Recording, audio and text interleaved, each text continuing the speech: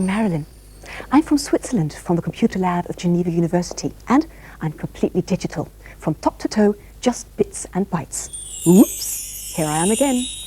Come and let's take a look into the future of television, because television goes digital. Let me show you.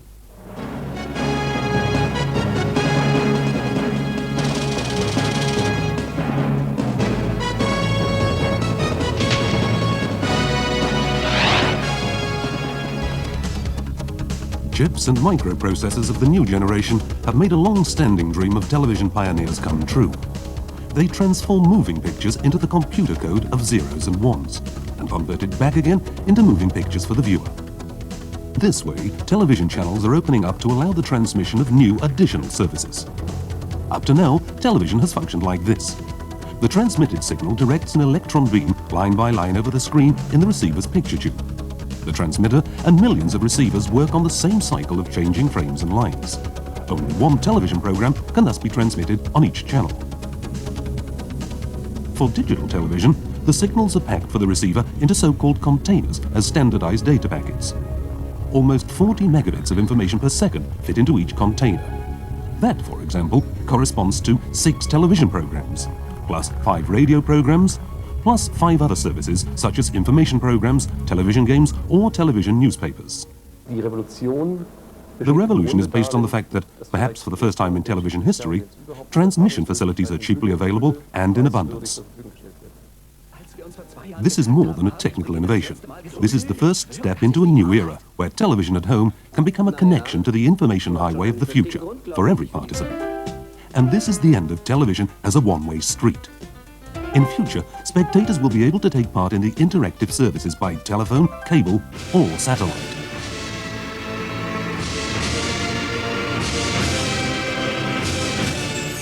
Everywhere in Europe, specialists are working on digital television. They want to learn from the experience of the past. When color television came up and later on video recorders appeared, different technical standards existed at the same time, a fact which is still creating trouble for us. But now, digital television shall be introduced in Europe with one single common system, DVB. A great idea.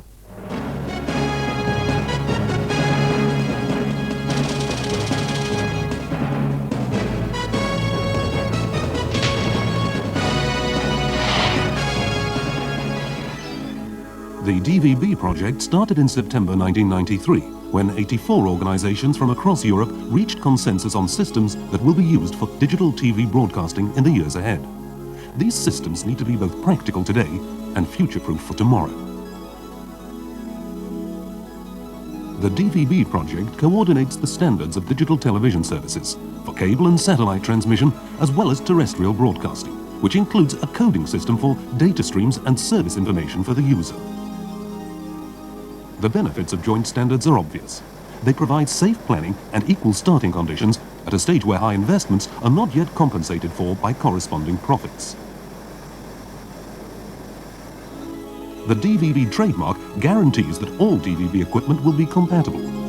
With this joint initiative, Europe is ensuring a good starting position with respect to its overseas competitors. Will the quality labeled DVB be an export hit? This is already the case. It's surprising to see that the Americans and Japanese are catching up. It's even more surprising that the first commercial applications will probably be taking place in Asia and not in Europe, but on the basis of the work of this group here. Under the management of an international governing body, the DVB project made rapid progress.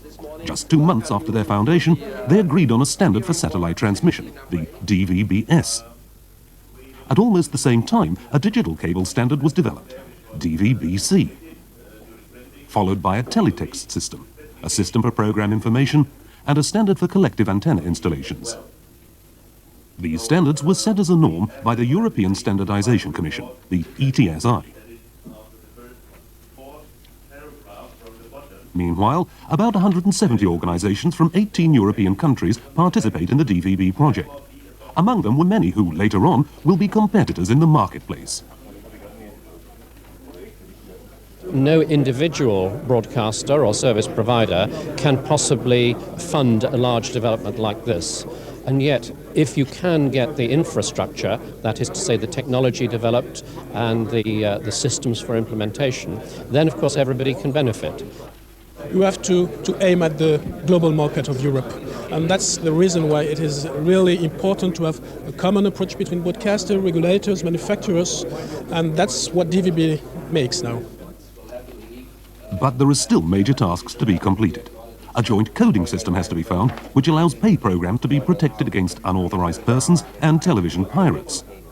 The standard for terrestrial transmission still has to be finalized, since digital television will be available not only by cable and satellite, but also by television antenna. It seems to be the case that the report is approved. Of course you're anxious to know how such a digital image is created. Look at me. I've been put together in the computer with lots of components, starting with the skeleton, then the soft parts, followed by hair, dress, and finally color. Every individual image of me contains millions of binary information units called bits. Digital television works quite similar, as you can see.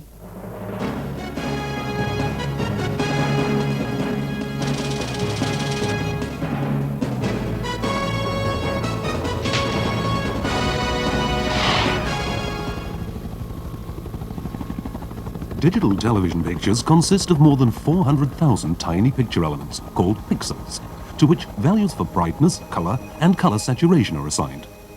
If this picture information is translated into binary computer code, a data rate of approximately 200 million bits per second results. In order to cope with such huge data streams, a trick is used.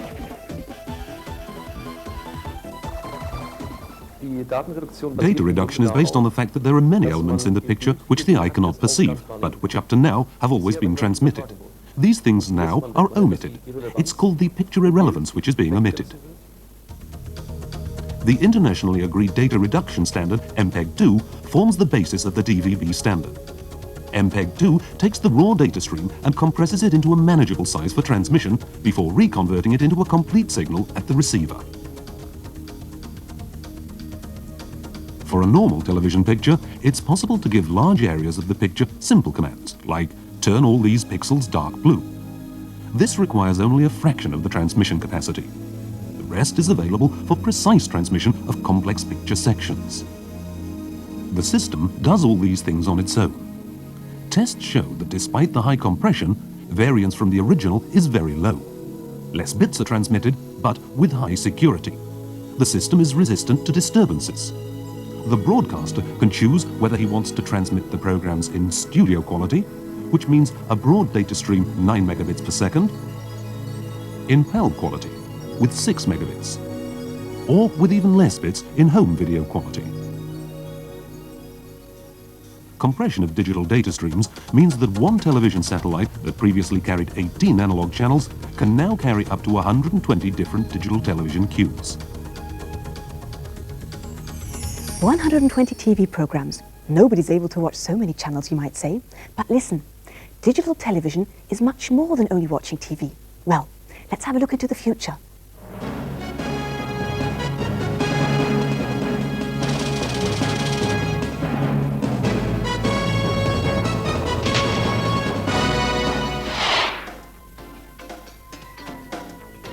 Tomorrow's viewer will be like his own program director, in a media landscape which is still impossible to imagine.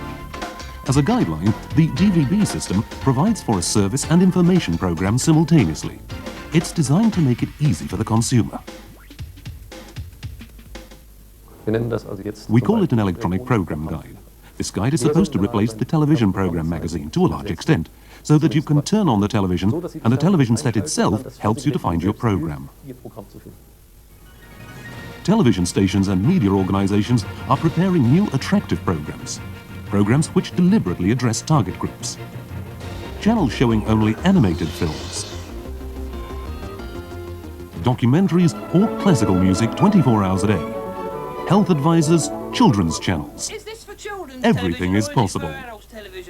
We're talking about services to which you can subscribe monthly, or where you pay for each program which you actually watch. The bill is either mailed to you or it's debited from your account, just as with a credit card.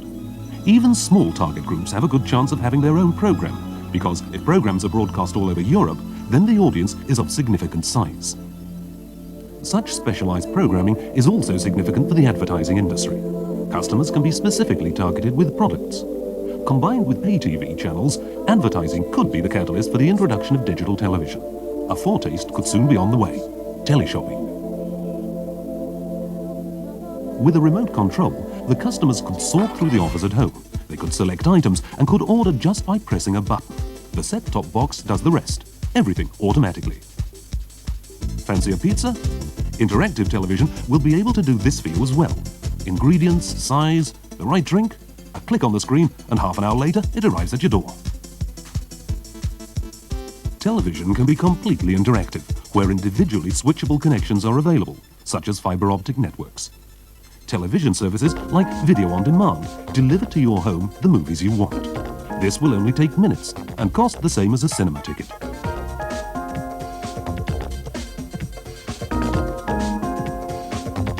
Und Spiel ab. Participants in different European countries will be able to play interactive games with each other on their television screens at home.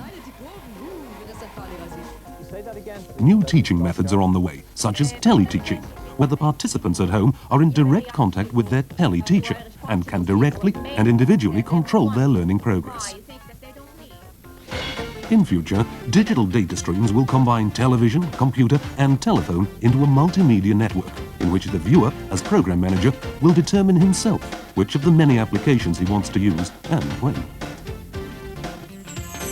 Now, if you also want to get onto the information highway, you can keep your old television set. For the time being, the only thing you need is a small additional unit, the set-top box, your port to digital television. Of course, this is only possible where the information highway has already been built.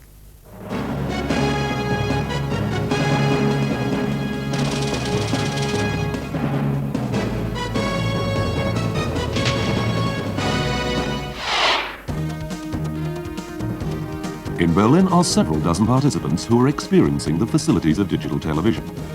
The smart card is their key to the digital network. At the moment, the experiment is free of charge. At a later stage, settlement of commercial pay services will also be carried out here with a smart card, as will be customary in other European areas. During 1995, a number of digital pilot projects are being launched. Today, digital television broadcasting is already possible wherever wideband cable networks are to be found. Spaces available in the at present unutilized hyperband. With Hotbird and Astra 1E, the first digital European television satellites, digital television will also be available by satellite. The programs are fed into cable networks or can be directly received by means of an updated 60cm dish. Even if you don't want to invest a lot, you can take advantage of the television of the future. All you need is a cable connection and a set-top box which makes digital signals digestible for your analog television. Digital terminal equipment, set-top boxes, video recorders and satellite dishes will soon be generally available. Television companies are also getting ready for the new era. Digital editing systems, OB vans, virtual studios where the studio sets are computer generated and only the presenter is real. The future belongs to digital technology, and DVB provides you the television of the future today.